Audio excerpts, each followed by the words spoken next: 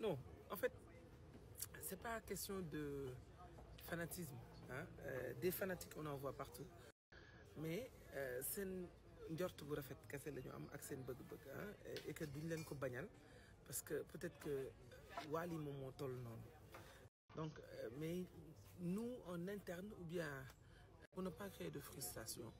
je vais pas parler de communauté parce que tey communauté moom Faramareen dafa yaatu moom laay wax démb ce n'est plus une question de Faramareen ou quelque chose comme ça mais moom moo yaatu de telle sorte que et puis les gens confondent aussi les gens qui travaillent pour Wally daanaka ne fréquentent pas Wally ñi si ëpp bokk ñi si ëpp vous les voyez pas autour de lui tu vois donc il a am na benn staff bien défini boo xamante ne ñi ngi liggéey seen liggéey donc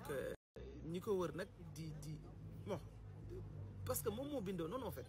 du question de fanatisme moom laa lay wax sànq des fanatiques on en voit partout mais Wally ay fansam ak ay nitam dañ ko bëgg ba yéene ko lépp moom laay wax sànq album bi du xaalis la ciy wut parce que tey lim ci perte mënatu koo dabu c'est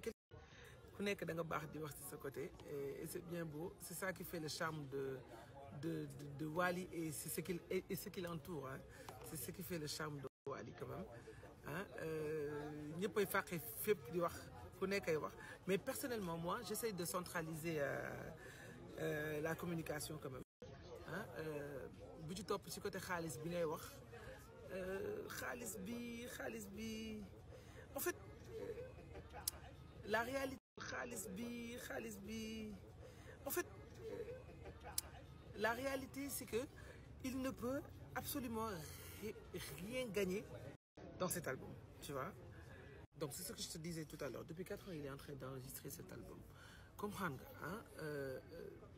4 ans yoo xamante ne beaucoup de choses se sont passées durant ces 4 ans là ah il y a le décès de son père il y a la Covid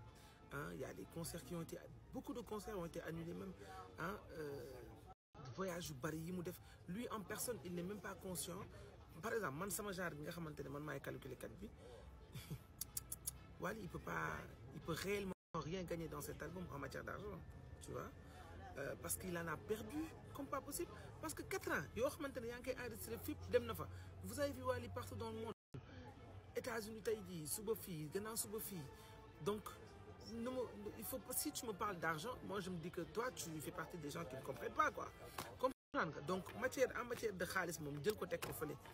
beneen bi ci topp peut-être que récompense bi ñu jàpp ni moom la ci war a mën a am mooy disque d'or ah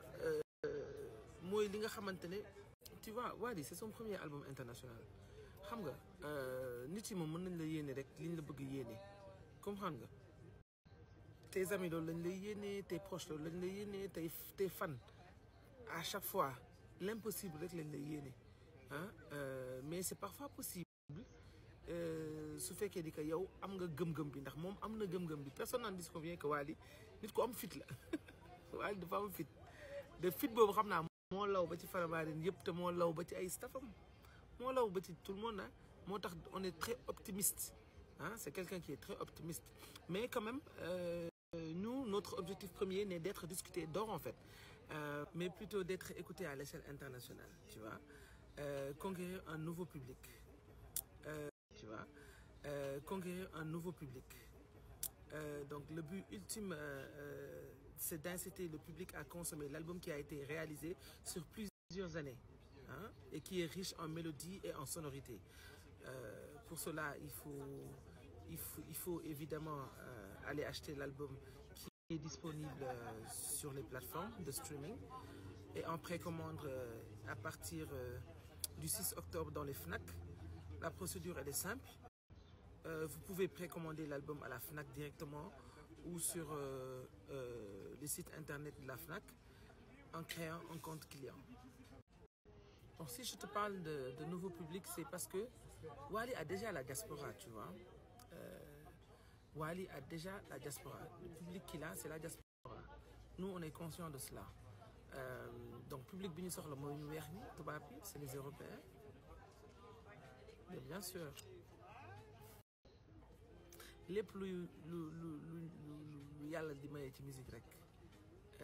moom am na gëm-gëm bi am na yaqin bi te ñun ñi nga xam te ne ñoo nekk ci ginnaawam am nañ gëm-gëm bi am nañ yaqin bi ne dinañ ko am incha allah rien ne presse je vous donne rendez-vous sur nos plateformes hashtag I wanna be free avec Wally Seck bientôt le 6 octobre en temps vert.